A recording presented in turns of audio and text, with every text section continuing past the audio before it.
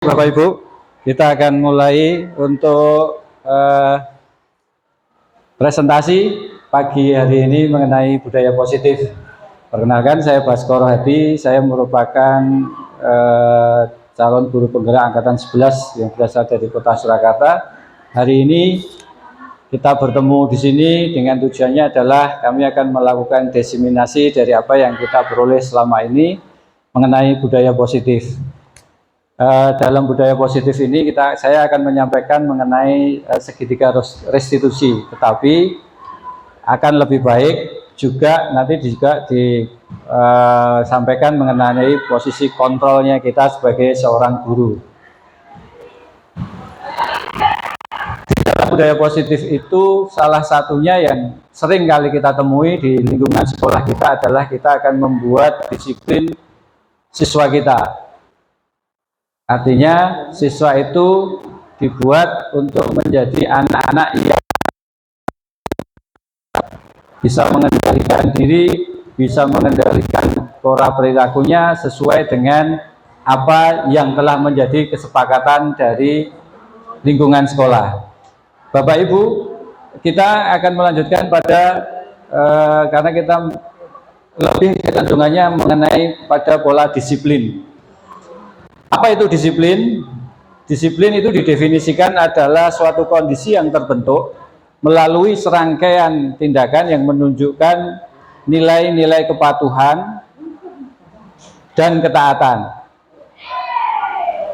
Salah satu nilai karakter tersebut selalu ditanamkan oleh guru di lingkungan sekolah. Seperti yang tadi saya sampaikan di depan bahwa karakter-karakter disiplin ini disampaikan di sekolahan. Banyak hal yang bisa disebut sebagai tingkah laku disiplin, misalnya karakter tidak pernah terlambat, berpakaian sesuai dengan kesepakatan, kemudian selalu mengerjakan apa yang diperintahkan oleh guru. Itu definisi disiplin yang kita lakukan di lingkungan sekolah. Kemudian kita ini sebagai guru punya kontrol kepada siswa kita. Nah, posisi kontrol kita sebagai seorang guru itu di dalam teori ini ada 5 posisi kita. Jadi kita ini sebagai guru sebenarnya di mana sih kita itu berposisi sebagai seorang guru yang sebenarnya yang di hadapan pada peserta didik. Posisi kita itu barangkali kita seringkali sudah melakukan itu, tapi kita tidak menyadari secara teori apa sih yang sudah kita lakukan, apa sih yang sudah sesuai dengan teori yang disampaikan. Maka di sini kita sampaikan bahwa guru itu bisa berposisi sebagai seorang yang menghukum.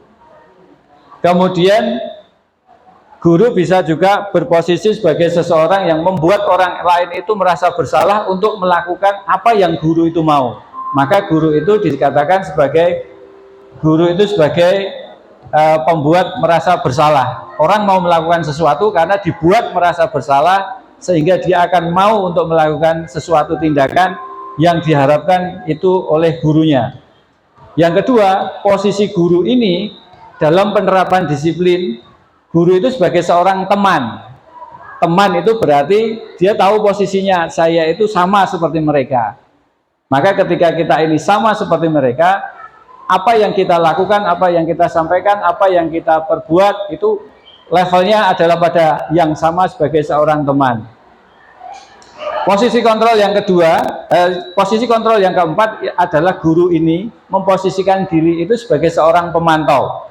Artinya pemantau itu dia selalu melihat segala gerak-gerik dari siswa yang ada di sekolah. Misalnya dia memantau seperti apa tindakannya, seperti apa kedisiplinannya, apakah dia sering telat, apakah dia selalu mengerjakan tugas-tugas yang diberikan oleh guru, dan berbagai hal yang itu disebut sebagai disiplin ketika apa yang dia lakukan itu sesuai dengan apa yang dimaui oleh guru dan apa yang sesuai dengan kesepakatan yang telah dibuat baik di lingkungan kelas, di lingkungan sekolah, atau di lingkungan pergaulannya. Posisi yang kelima itu adalah sebagai seorang manajer. Seorang manajer tentu saja dia mempunyai tanggung jawab yang lebih tinggi supaya peserta didik yang dia kontrol itu sesuai dengan harapannya. Nah, Posisi kita ini sebagai apa selama ini? Itu kita kembalikan kepada diri kita.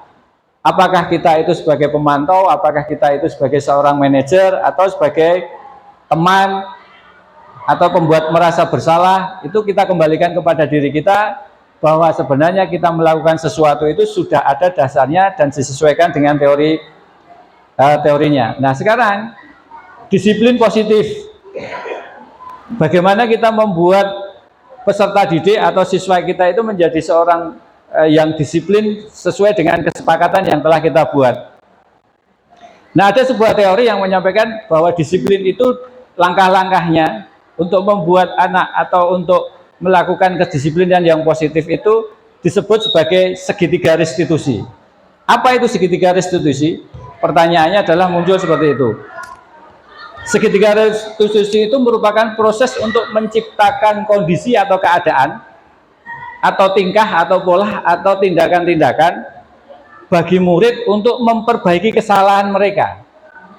Jadi segitiga restitusi itu merupakan langkah-langkah yang diterapkan oleh seorang murid atau seorang guru agar siswa atau peserta didiknya itu dalam melakukan sebuah tindakannya itu akan menjadi lebih baik, sehingga mereka akan bisa kembali pada kelompok mereka.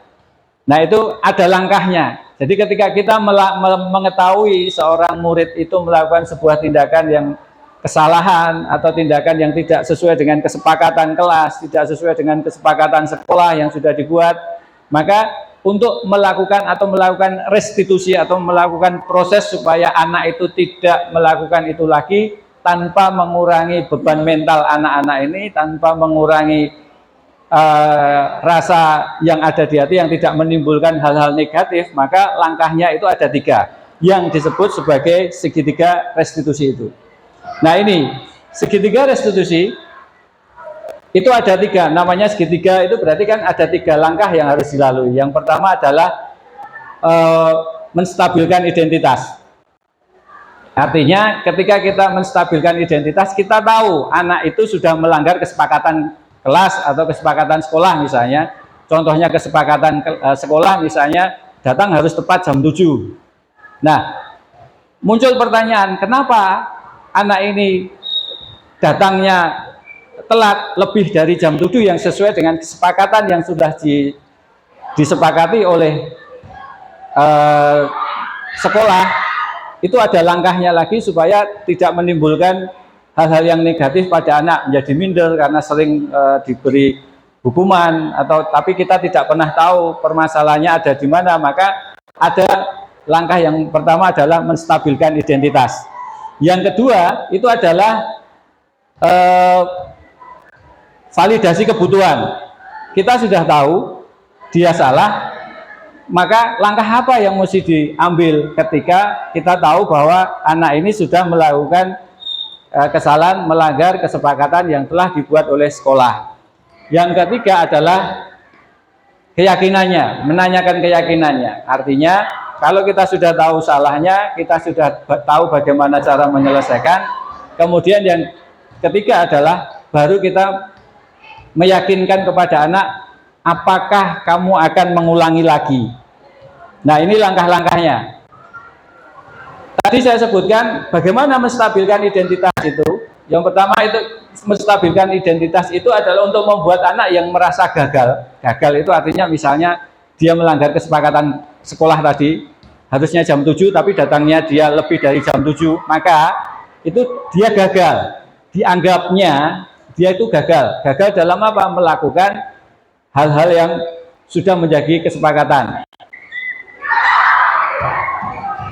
Ketika dia gagal, maka harus dibuat menjadi tidak merasa bersalah, harus menjadi sebuah hal tindakan yang positif. Anak ini ketika gagal, ya kita tahu bahwa anak ini gagal, tetapi bagaimana caranya kita menyampaikan bahwa itu bukan merupakan kegagalan yang harus disesali, tetapi harus diperbaiki. Karena berbeda itu kalimatnya. Ketika anak ini menjadi menyesal, kemudian merasa sakit hati, merasa kecewa, bisa hal-hal itu terjadi. Maka ada langkahnya.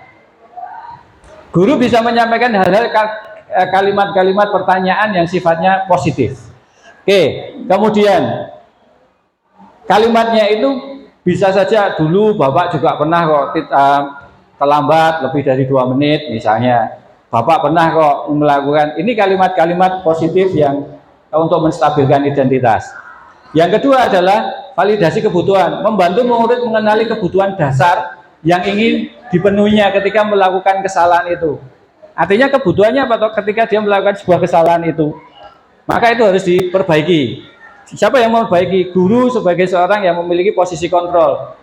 Nah, itu bisa ditanyakan, apa sih penyebabnya atau apa sih yang kamu inginkan? Kok kamu bisa terlambat? Apa sih? Itu pertanyaan-pertanyaan yang bisa ditimbulkan ketika kita menerapkan langkah-langkah penerapan segitiga restitusi ketika kita menemukan kesalahan pada anak. Kemudian langkah ketiga yaitu menanyakan keyakinan. Anak melihat kesalahannya kemudian. Yang melihat kesalahannya dihubungkan dengan norma sosial dan norma-norma yang berlaku atau nilai-nilai mendasar pada manusia. Tadi yang kita contohkan kalau telat, kalau normanya seperti apa kalau langkah itu salah. Dalam kehidupan sehari-hari, akibat kesalahan itu apa yang akan terjadi? Maka kalimatnya adalah apa yang kamu rasakan. Ada beberapa kalimat yang bisa dimunculkan ketika melakukan segitiga restitusi. Itu kira-kira yang bisa saya sampaikan. Kurang lebihnya mohon maaf apabila ada yang baik, karena kita selalu belajar bersama, berkolaborasi karena tuntunan Tuhan Yang Maha Esa untuk menuntun kita menjadi orang-orang yang lebih baik. Kalau itu ada kesalahan, itu merupakan khilaf saya sebagai seorang guru biasa yang harus menyampaikan tentang hal, tapi kadang-kadang tidak sesuai dengan apa yang kita inginkan. Terima kasih, mudah-mudahan ini bermanfaat. Assalamualaikum warahmatullahi wabarakatuh. Selamat siang.